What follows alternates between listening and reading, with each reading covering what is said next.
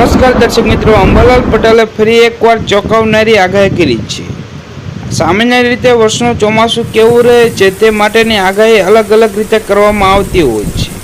હવામાનની આગાહી કરનારાઓ સામાન્ય રીતે વરસાદનું અનુમાન નક્ષત્રો, પવનની દિશા, વાતાવરણમાં થતા ફેરફાર, પક્ષીઓના વર્તન પરથી કરતા હોય છે।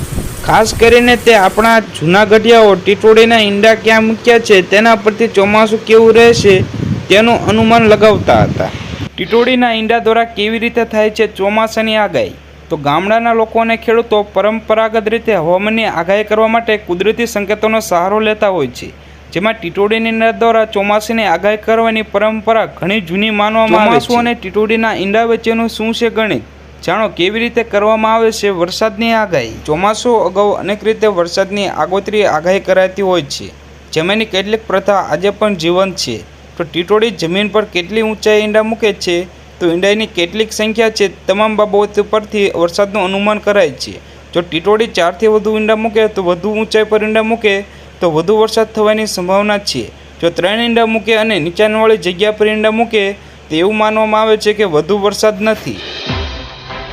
તો ખેડૂતો ટીટોડીના ઈંડા પરથી વરસાદની આગાહી કરતા હોય છે। જો ટીટોડી 4 ઈંડા મૂકે તો તેને 4 મહિનાનો સંકેત માનવામાં આવે છે। જો ટીટોડી 3 ઈંડા મૂકે તો 3 મહિના સુધી વરસાદના સંકેતો માનવામાં આવે છે। તે જ સમયે ઈંડાની સ્થિતિ પરથી ઝડપી અથવા ધીમા વરસાદની આગાહી ખેડૂતો દ્વારા કરવામાં આવતી હોય છે।